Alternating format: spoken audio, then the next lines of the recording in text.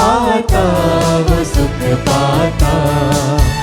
तेरे द्वार पे जो भी आता वो सुख पाता। धरती के जन सारे आकाश को देखे और हम प्रभु तेरे विश्वास को देखे, विश्वास को देखे। तेरे द्वार पे जो भी आता वो सुख पाता। तेरे द्वार पे जो भी आता वो सुख पाता। पिता और पुत्र और पवित्र आत्मा के नाम पर आमीन। हमारे प्रभु यीशु ख्रिस्त की कृपा, ईश्वर का प्रेम और पवित्र आत्मा का साहचर्य आप सबों को प्राप्त हो और आपकी आत्मा के साथ। ख्रिस्त में प्रिय भाई और बहनों, आइए हम पुनः इस प्रातः बेला में प्रभु की वेदी के पास जब आए हैं, अपने सभी अर्जियों को, प्रार्थनाओं को प्रभु के सामने रखें। प्रभु को आज के इस दिन के लिए धन्यवाद दें और इस दिन के लिए आशीष मांगे। प्रभु कहते हैं, वही मेरा सम्मान करता है जो मुझे धन्यवाद का बलिदान चढ़ाता है। धन्यवाद के शब्द, कृतज्ञतापूर्ण शब्द प्रभु को स्वीकार्य हैं। हम प्रभु को धन्यवाद दें उसके सभी कृपाओं और आशीषों के लिए। आज माता कलीसिया लीमा के संत रोसा का स्मृति दिवस मनाती है। संत रोसा का जन्म 20 अप्रैल सन 1586 में हुआ था और कहा जाता है कि ये बचपन से ही ईश्वर के प्रेम और अपने भाई बहनों के प्रेम में इतना व्यस्त थी कि वो हमेशा अपना जीवन प्रभु के लिए समर्पित करना चाहती थी और इसके लिए उन्होंने बहुत त्याग भी किया। कहा जाता है सप्ताह में ये 3 बार उपवास किया करती थी। हमें सप्ताह में 1 बार उपवास करने में बड़ी मुश्किल होती है। ये अपने छोटे छोटे कार्यों के द्वारा कुछ फ्लावर्स बना करके उन्हें बेचना और अन्य चीज जो अपने हाथ से बनाती थी और उन्हें बेच करके गरीबों और बीमार लोगों की मदद और सहायता किया करती थी। इनके जीवन में त्याग और तपस्या का गुण कूट कूट कर भरा हुआ था। आज लीमा के संत रोसा हमारे लिए एक आदर्श हैं। हम इनके कुछ गुणों को अपने जीवन में आत्मसात करें, स्वीकार करें, अंगीकार करते हुए अपना जीवन भी इस महान संत के समान जीने का प्रयत्न करें। साथ ही हम अपने अंदर थोड़ी देर मौन होकर के झांकें। क्या मैं अपने भाई बहनों के लिए कुछ त्याग और तपस्या करने के लिए तैयार रहती हूं? अगर नहीं तो ये अवसर है प्रभु के पास लौटने का। आइए हम थोड़ी देर मौन होकर के प्रभु से उन सभी अवसरों के लिए क्षमा मांगें जब कभी हमने अपने भाई बहनों की मदद नहीं की है, उनके लिए थोड़ी सी भी त्याग और तपस्या नहीं किया है। प्रभु हमें क्षमा करे और हमें बल प्रदान करे कि हम एक दूसरे की मदद करते हुए अपना जीवन जिए।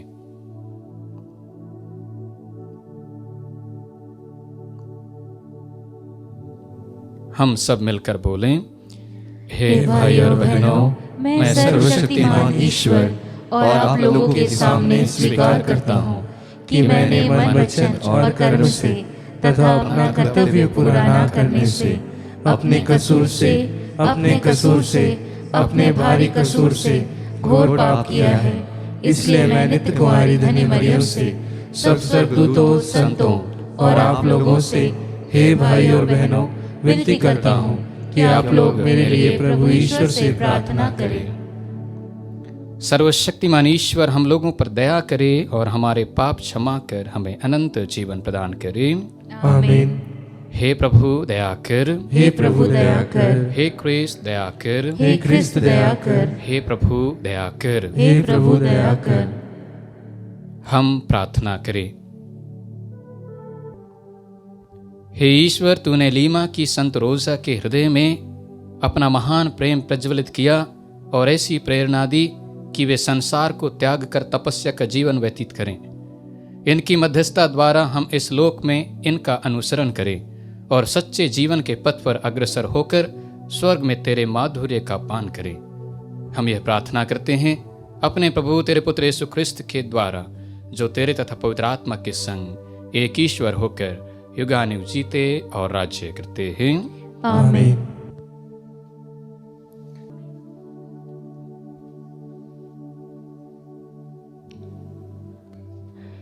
पहला पाठ रूत का ग्रंथ अध्याय 2 वचन संख्या 1 से 3, 8 से 11 और अध्याय 4 वचन संख्या 13 से 17 तक। अपने पति की तरफ से नोएमी के बोआज नामक एक संबंधी था। वह एलीमेलेक के कुल का बहुत धनी मनुष्य था। मोआबीन रूत ने नोएमी से कहा, मुझे खेत में जाने दीजिए। जो मुझ पर कृपा करेगा उसी के पीछे पीछे सिल्ला बिनना चाहती हूँ। उसने उत्तर दिया, बेटी जाओ। वह गई और खेत में फसल काटने वाले के पीछे पीछे सिल्ला बीनने लगी। बोआज ने रूत से कहा, बेटी सुनो, दूसरे खेत में सिल्ली बीनने मत जाओ, यहाँ रहो, मेरी नौकरानियों के साथ रहो। इसका ध्यान रखा करो कि किसी खेत में फसल काट रही है और उनके पीछे पीछे चलो। मैं अपने नौकरों को आदेश दे चुका हूँ कि वे तुमको तंग न करें। यदि तुम्हें प्यास लगे तो नौकरों द्वारा भरे हुए घड़ों में से पीने जाओ। रूत ने साष्टांग प्रणाम किया और कहा, मुझे आपकी कृपा दृष्टि कैसे प्राप्त हुई? मैं तो परदेसिनी हूँ और आप मेरी सुध लेते हैं। बोआज ने उत्तर दिया, लोगों ने मुझे बताया कि तुमने अपने पति की मृत्यु के बाद अपनी सास के लिए क्या क्या किया है। तुम अपने माता पिता और अपनी जन्मभूमि को छोड़कर ऐसे लोगों के यहाँ चली आई हो जिन्हें तुम पहले नहीं जानती थी। बोआज ने रूत को अपनी पत्नी के रूप में अपनाया। बोआज का उससे संसर्ग हुआ। प्रभु की कृपा से रूत गर्भवती हो गई और उसने पुत्र प्रसव किया। स्त्रियों ने नोएमी से कहा, धन्य है प्रभु, उसने अब आपको एक उत्तराधिकारी दिया है और उसका नाम इज़राइल में बना रहेगा। वह आपको नया जीवन प्रदान करेगा और बुढ़ापे में आपका सहारा होगा, क्योंकि आपकी बहू ने उसे जन्म दिया है। वह आपको प्यार करती है और आपके लिए 7 पुत्रों से भी बढ़कर है। नोएमी ने शिशु को अपनी छाती से लगा लिया और उसका पालन पोषण किया। पड़ोसी की स्त्रियों ने यह कहते हुए शिशु का नाम रखा, नोएमी का पुत्र उत्पन्न हुआ है। उन्होंने उसका नाम ओबेद रखा। वही दाऊद के पिता यिसै का पिता है। प्रभु की वाणी। ईश्वर को धन्यवाद।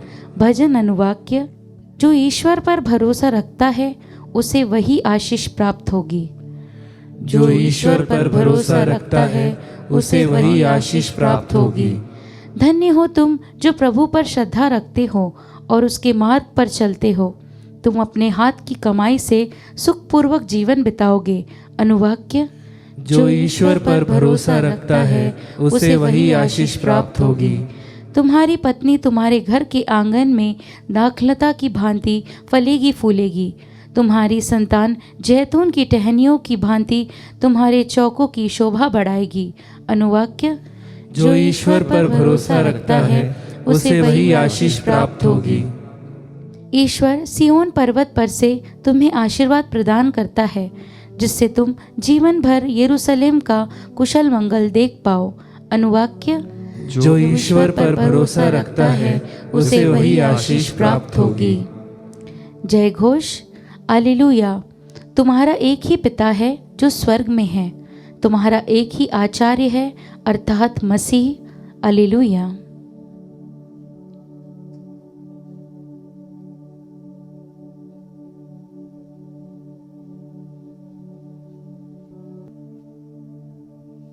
प्रभु आप लोगों के साथ हो और आपकी आत्मा के साथ। संत मत्ती के अनुसार पवित्र सुसमाचार। हे प्रभु तेरी महिमा हो। अध्याय 23 पद संख्या 1 से 12 तक। यीशु ने जनसमूह तथा अपने शिष्यों से कहा, शास्त्री और फरीसी मूसा की गद्दी पर बैठे हैं, इसलिए वे तुम लोगों से जो कुछ कहें वह करते और मानते रहो, परंतु उनके कर्मों का अनुसरण ना करो, क्योंकि वे कहते तो हैं पर करते नहीं।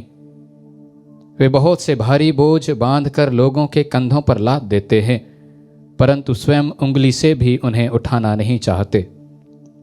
वे हर काम लोगों का ध्यान आकर्षित करने के लिए ही करते हैं। वे अपने तावीज चौड़े और अपने कपड़ों के झब्बे लंबे कर देते हैं।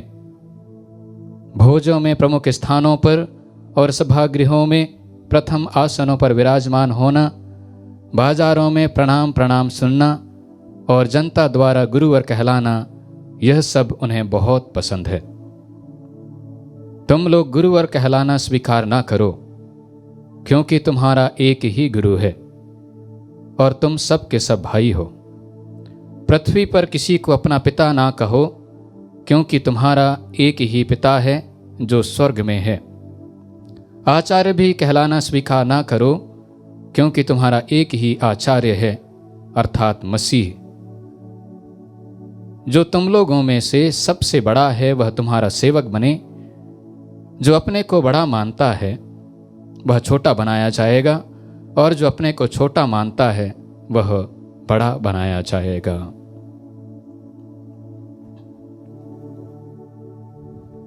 प्रभु का सुसमाचार। हे क्रिस्त तेरी स्तुति हो। क्रिस्त में प्रिय भाई और बहनों, आइए हम आज के पाठों पर थोड़ी देर मनन चिंतन करें। सबसे पहले आज का जो पहला पाठ है वो लिया गया है रूत के ग्रंथ से, और यहाँ हमारे मनन चिंतन के लिए एक मुख्य विषय निकल कर आता है। वह यदि ईश्वर हमारे द्वारा कोई महान कार्य करना चाहता है या हमें कोई बड़ी जिम्मेदारी देना चाहता है, तो हमें एक तरह से परीक्षा की घड़ी से गुजरना पड़ता है। हमारे जीवन में दुख, तकलीफ और परेशानियां आती हैं, लेकिन यदि हम इन परिस्थितियों में विश्वास में मजबूत रहकर प्रभु से जुड़े रहे, प्रभु से अलग नहीं हुए, तो प्रभु हमें आशीषित करते हैं, अपनी सेवा में हमें लगाते हैं। यह ना केवल हम रूत और उसके सास नोअमी के जीवन में देखते हैं, बल्कि जितने भी नबी प्रभु की सेवा के लिए आगे आए, उन सभी के जीवन में एक परीक्षा की घड़ी आई। हम देखते हैं इब्राहिम जो विश्वासियों का पिता कहलाता है, ये व्यक्ति यूं ही विश्वासियों का पिता नहीं बना। इसे कई बार प्रभु के परीक्षा की घड़ी से गुजरना पड़ा। इसकी पत्नी सारा बांझ थी, और जब 75 वर्ष के थे तब प्रभु ने इसे वादा किया था कि इसके ऐसी संतान होंगे कि आकाश के तारागण और बालू के रेतकण जैसे। लेकिन हुआ क्या, 25 वर्षों तक इंतजार करना पड़ा, और जब इसकी आयु करीब 100 वर्ष की थी, उसे एक पुत्र मिलता है इसहाक के रूप में। और इतना तक ही सीमित नहीं, ईश्वर इसे कहता है अपने इकलौते, अपने परम प्रिय पुत्र को मुझे दे दो, अर्थात बलि चढ़ा दो। मैं जरूर सोचता हूँ इब्राहिम को ये बात जरूर अच्छी नहीं लगी होगी, लेकिन प्रभु का आज्ञाकारी सेवक होने के नाते इन्होंने अपने बेटे, अपने परम प्रिय, अपने इकलौते को बलि चढ़ाने के लिए तैयार हो जाता है, और ईश्वर इसे विश्वासी व्यक्ति मानता है, और ये सचमुच अपने आप को साबित करता है कि वह प्रभु के लिए कुछ भी करने के लिए तैयार है। यही बात हम मूसा के जीवन में देखते हैं मूसा नबी को प्रभु ने बुलाया था, लेकिन इसे भी कई प्रकार की परीक्षा की घड़ी से गुजरना पड़ा। विशेष करके मूसा के ऊपर एक मूवी बनाया गया है, उसमें अगर आपने ध्यान दिया होगा तो उसमें हम पाते हैं जब ये व्यक्ति मूसा एक मिस्री को मार देता है तब फिरौन के डर से वो निकल भागता है और रेगिस्तान से होकर से गुजरना पड़ता है, जहाँ ना तो छाँव मिलता है, ना पानी, ना खाने को कुछ। और एक जगह ऐसा आता है ये गिर पड़ता है, तब एक आवाज़ आती है, अब ये व्यक्ति मिशन कार्य के लिए तैयार है। Now the metal is proved. ये व्यक्ति प्रभु के कार्य करने लायक व्यक्ति है। उसी प्रकार हम देखते हैं जोसेफ के जीवन में, पुराने विधान में जोसेफ के सभी भाई उसे घृणा करते थे क्योंकि उसका पिता उसे प्रेम करता था और उसे कई प्रकार की परीक्षा की घड़ी से गुजरना पड़ा। उसे कुएं में फेंक दिया गया, मिदियानियों और इस्माइलियों के हाथों उसे बेच दिया गया। कई बार निर्दोष होने पर भी इसे जेल की रोटी खानी पड़ी। तो इस प्रकार हर परिस्थिति में ये व्यक्ति ईश्वर पर विश्वास रखा। मैं ये क्यों कह रहा हूँ, इसके पीछे कारण है। आज के पहले पाठ में अर्थात रूत के ग्रंथ से हमने जो पाठ सुना वहाँ पर इसी तरह का बात हमारे सामने रखा गया है। नोआमी प्रभु पर विश्वास रखने वाली नारी थी। उसने अपने पति एलीमेलेक को खो दिया, उसने अपने दोनों बेटों अर्थात महलोन और किलियोन को खो दिया, फिर भी उसने प्रभु पर से अपना विश्वास नहीं त्यागा। और दूसरी ओर देखते हैं उसकी बहू रूत एक बहुत ही वफादार बहू साबित होती है। वो कहती है, मैं कभी भी आपको छोड़कर नहीं जाऊंगी। आपकी जाति के लोग मेरी जाति के लोग होंगे, आपका ईश्वर मेरा ईश्वर होगा। जब कभी मुझे विवाह संस्कार के दौरान प्रवचन देने के लिए कहा जाता है, मैं वधू को यही समझाता हूं, आज से आपके पति के माता पिता आपके माता पिता होंगे, उनके भाई बहन आपके भाई बहन होंगे, उनके रिश्तेदार के लोग आपके रिश्तेदार होंगे। और इस बात को रूत ने भली भांति समझा और इसीलिए वो रूत को अपनी माँ समझती है, माँ के रूप में अपनाती है और उसका परिणाम, उसका फल उसे मिलता भी है। हम देखते हैं कि किस प्रकार ईश्वर उनकी सुधि लेता है, क्योंकि वो नोआमी की ईश्वर को अपना ईश्वर मानती है और ईश्वर उसे आशीष देते हैं। ये चाहती तो अपने पति की मृत्यु के बाद छोड़ करके जा सकती थी, लेकिन इसने ऐसा नहीं किया। और हम देखते क्या हैं कि बोअज से इनकी शादी होती है। शादी होने के बाद ईश्वर इन्हें एक पुत्र से आशीषित करते हैं और इनसे राजा उत्पन्न होते हैं। विशेष करके राजा दाऊद के बारे में हम सभी जानते हैं। सुसमाचार में प्रभु यीशु हमें ऐसी बात कहते हैं जो हमारे समझ के परे लगता है, लेकिन बात ऐसी नहीं है। प्रभु हमारे समझ के परे कोई बात नहीं करते हैं। वो मात्र इतना कहते हैं, पृथ्वी पर किसी को अपना गुरु ना कहो, पृथ्वी पर किसी को अपना पिता ना कहो, पृथ्वी पर किसी को अपना आचार्य भी ना कहो। तो हम अपने गुरु को क्या कहेंगे? अपने पिता को पिता ना कहकर क्या कहेंगे? आचार्य और जो निर्देशक हैं उन्हें आचार्य कहकर ना क्या कहेंगे? प्रभु ने कभी ऐसा नहीं कहा है कि किसी को गुरु ना कहो, किसी को पिता ना कहो, किसी को आचार्य ना कहो। क्या बाइबल में इसका विवरण है? हाँ, जरूर इसका विवरण बाइबल में है और प्रभु के शिष्य और प्रेरित संत पौल ने बारंबार इनका विवरण किया है। अगर प्रभु यीशु ऐसा कहे होते कि किसी को गुरु, किसी को पिता, किसी को आचार्य नहीं कहना है, तो प्रेरित लोग इनका उपयोग नहीं करते अपनी शिक्षाओं में। पौलुस विशेष करके पहला कुरिन्थियों अध्याय 12 पद संख्या 28 में कहते हैं कि ईश्वर हर किसी को भिन्न भिन्न प्रकार की सेवकाई के लिए चुनते हैं।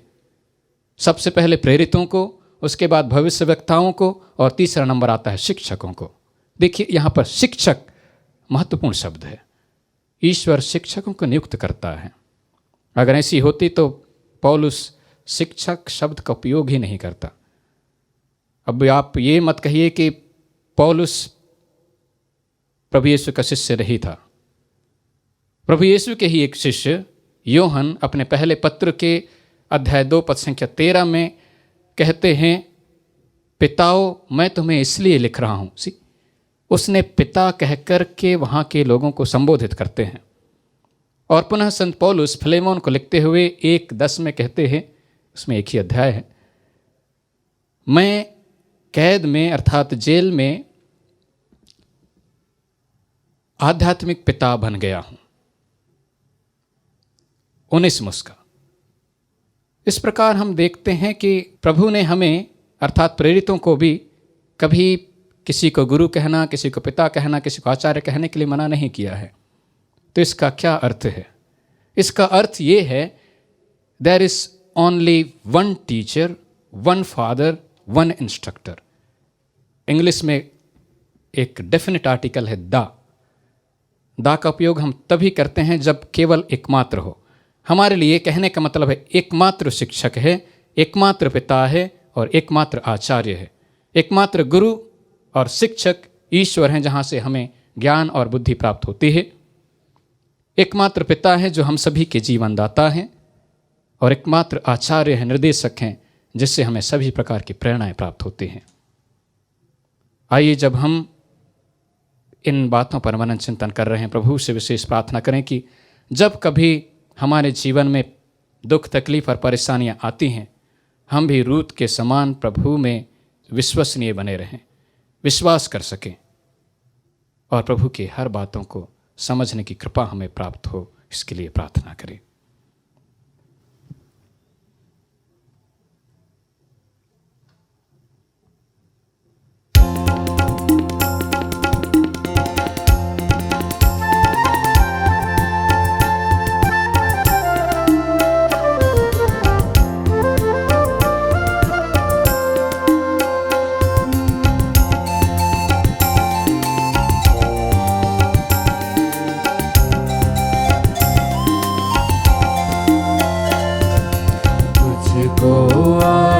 मैं समर्पण करूं, तुझसे मिला है यह जीवन।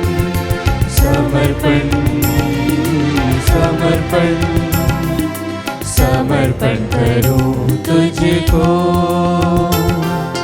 कुछ भी नहीं है अपना, क्या दूं मैं तुझको, कुछ भी नहीं है अपना, क्या दूं मैं तुझको। टूटा फूटा जीवन मेरा, टूटा फूटा जीवन मेरा, तुझको आज मैं समर्पण करूं, तुझको आज मैं समर्पण करूं। तुझसे मिला है यह जीवन। समर्पण समर्पण समर्पण करूं तुझको।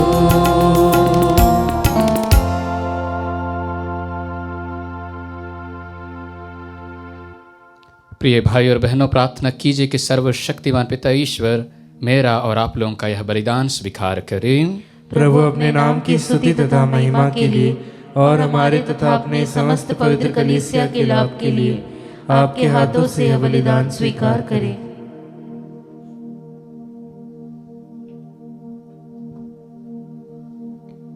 हे प्रभु, धन्य कुमारी रोसा के जीवन में संपन्न तेरे अद्भुत कार्यों का बखान करते हुए हम तुझसे दीनतापूर्वक निवेदन करते हैं कि जिस प्रकार तू इनके पुण्य कर्मों से प्रसन्न हुआ था, उसी प्रकार हमारी सेवा की भेंट भी तुझे पसंद आए, हमारे प्रभु ख्रिस्त के द्वारा। आमीन। प्रभु आप लोगों के साथ हो और आपकी आत्मा के साथ। प्रभु में मन लगाइए। हम प्रभु में मन लगाए हुए हैं। हम अपने प्रभु ईश्वर को धन्यवाद दें। यह उचित और न्याय संगत है। हे प्रभु पवित्र पिता, सर्वशक्तिमान और शाश्वत ईश्वर, यह वास्तव में उचित और न्याय संगत है। हमारा कर्तव्य तथा कल्याण है कि हम सदा और सर्वत्र अपने प्रभु ख्रिस्त के द्वारा तुझे धन्यवाद दे। यह शोभनीय है कि हम उन संतों के जीवन में तेरे अद्भुत विधान का समारोह मनाएं जिन्होंने स्वर्ग राज्य के लिए अपना जीवन ख्रिस्त को समर्पित कर दिया। इसी विधान के अनुसार तू मानव जाति को आदि पवित्रता के लिए बुलाता और स्वर्ग में मिलने वाले वरदानों की प्राप्ति के लिए हमें अपने लक्ष्य तक पहुंचाता है।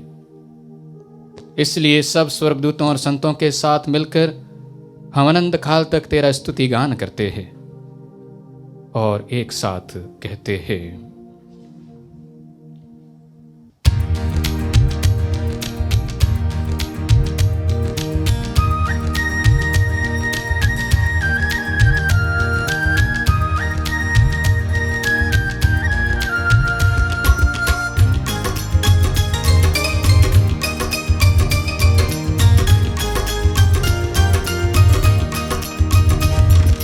जय जय तेरी जय हो, पावन आत्मा जय हो। गूंज रहा भूजल नभ जय से, विश्व विधाता जय हो। गोचर हो या गोचर, नभ में हो भूतल पर, जग का गुआ तू परमेश्वर, अखिलेश्वर की जय हो।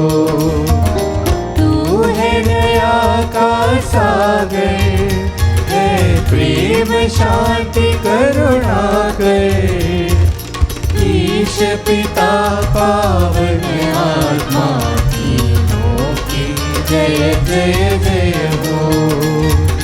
जय जय तेरी जय हो, पावन आत्मा जय हो। गूंज रहा भूजल नभ जय से, विश्व विधाता जय हो। विश्व विधाता जय हो, विश्व विधाता जय हो।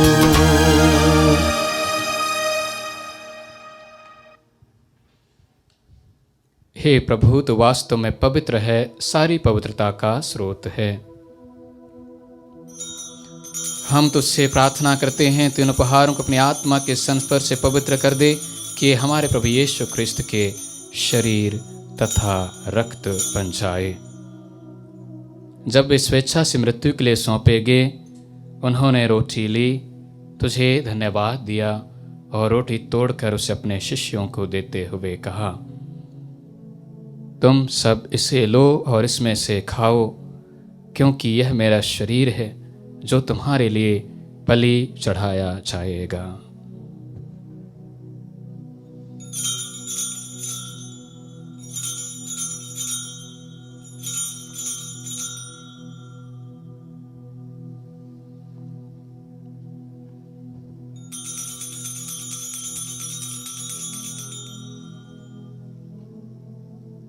इसी भांति भोजन के बाद उन्होंने कटोरा लिया, तुझे धन्यवाद दिया और उसे अपने शिष्यों को देते हुए कहा, तुम सब इसे लो और इसमें से पियो, क्योंकि यह मेरे रक्त का कटोरा है, नवीन और अनंत व्यवस्थान का रक्त, जो तुम्हारे और बहुतों के पापों की क्षमा के लिए बहाया जाएगा। तुम मेरी स्मृति में यह करो।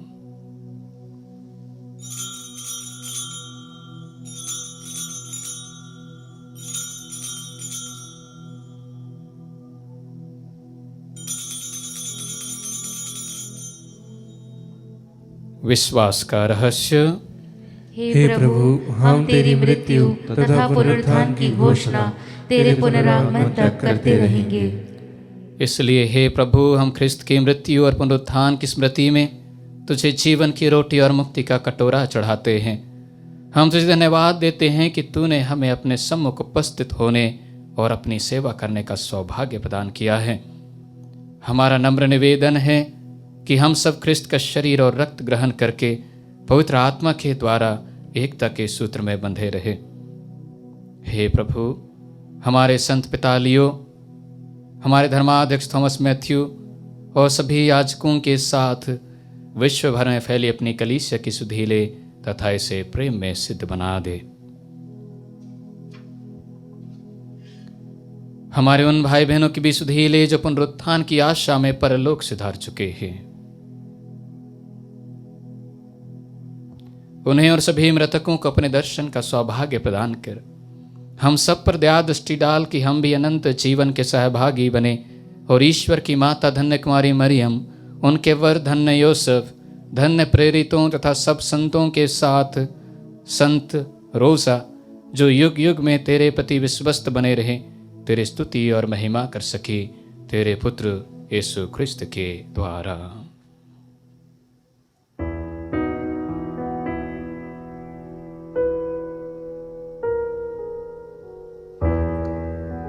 इन्हीं प्रभु ख्रिस्त के द्वारा, इन्हीं के साथ और इन्हीं में, हे सर्वशक्तिमान पिता ईश्वर, पवित्र आत्मा के साथ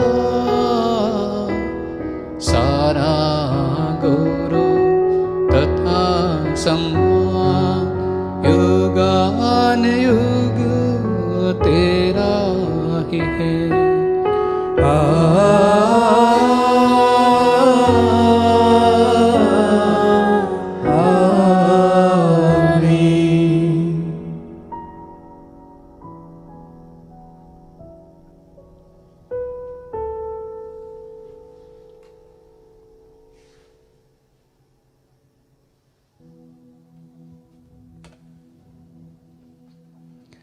मुक्तिदाता के आदेश पर तथा दिव्य शिक्षा से सुदृढ़ होकर हम साहस के साथ प्रेम पूर्वक कहते हैं, हे हमारे पिता जो स्वर्ग में है, तेरा नाम पवित्र माना जाए, तेरा राज्य आए, तेरी इच्छा जैसे स्वर्ग में वैसे पृथ्वी पर भी पूरी हो।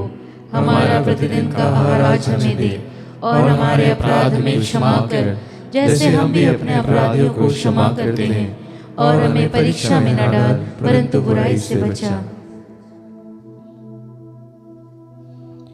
हे प्रभु, हम तुझसे प्रार्थना करते हैं सभी बुराइयों से हमें बचा और इस जीवन में हमें कृपा पूर्वक शांति प्रदान कर। हम तेरी दया से सदा पाप से दूर और हर विपत्ति से सुरक्षित रहें और उस दिन की प्रतीक्षा करते रहें जब हमारे मुक्तिदाता यीशु ख्रिस्त फिर आकर हमारी धन्य आशा पूरी करेंगे। क्योंकि तेरा राज्य, तेरा सामर्थ्य और तेरी महिमा अनंत काल तक बनी रहती है। हे प्रभु यीशु ख्रिस्त, तूने अपने प्रेरितों से कहा है, मैं तुम्हारे लिए शांति छोड़ जाता हूँ, अपनी शांति तुम्हें प्रदान करता हूँ। तो हमारे पापों पर नहीं, अपनी कलीसिया के विश्वास पर दृष्टि डाल और कृपा पूर्वक उसे शांति तथा एकता प्रदान कर। तो युगानुयुग जीता और राज्य करता है। आमीन। प्रभु की शांति सदा आप लोगों के साथ हो और आपकी आत्मा के साथ। परस्पर शांति अभिवादन कीजिए। हे ईश्वर के मेमने, तू संसार के पाप हर लेता है, हम पर दया कर।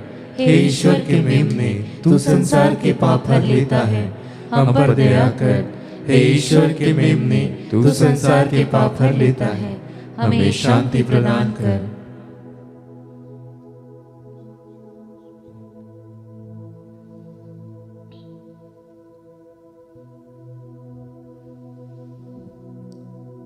देखिए ईश्वर का मेमना, इन्हें देखिए जो संसार के पाप हर लेते हैं। धन्य है वे जो मेमने के भोज में बुलाए गए हैं। हे प्रभु, मैं इस योग्य नहीं हूँ कि तू मेरे यहाँ आए, किंतु एक ही शब्द कह दे और मेरी आत्मा चंगी हो जाएगी। कृष्ण का शरीर रक्त अनंत जीवन तक हमारी रक्षा करता रहे। आमीन।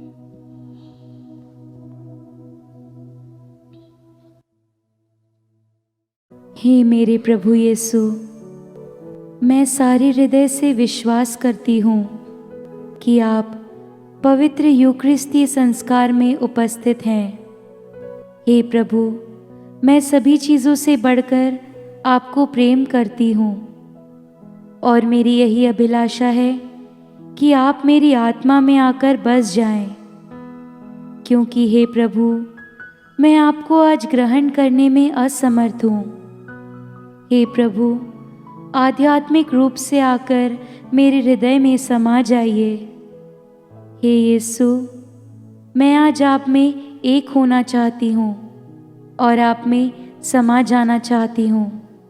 हे प्रभु, यह कभी ना होने पाए कि मैं आपसे कभी अलग हो जाऊं। आमीन। मैंने प्रभु से यही वरदान मांगा है और यही मेरी अभिलाषा रही है कि मैं जीवन भर प्रभु के घर में निवास करूं। हम प्रार्थना करें। हे प्रभु हमारे ईश्वर, इस स्वर्गिक भोजन से नव स्फूर्ति पाकर हम तुझसे निवेदन करते हैं कि धन्य रोसा के समान हम भी अपने शरीर में यीशु की मृत्यु का अनुभव करें और तुझसे अधिकाधिक संयुक्त होते जाएं। हम यह प्रार्थना करते हैं अपने प्रभु ख्रिस्त के द्वारा।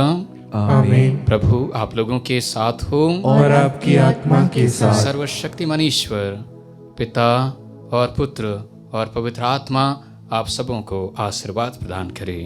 आमीन। हम सब विदा लें, प्रभु के प्रेम में जीवन बिताए। ईश्वर को धन्यवाद।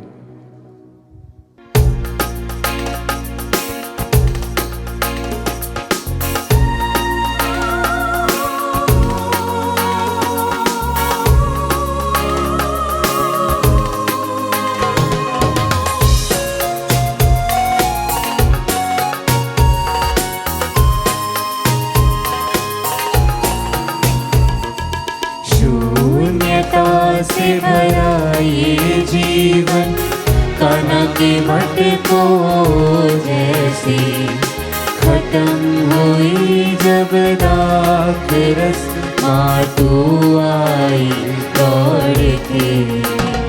आवे आवे आवे मरिया, आवे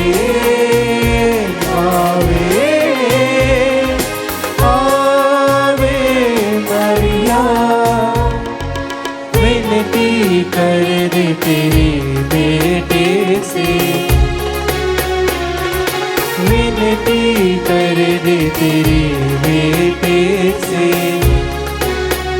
मेरे खाली मटके को भर दे।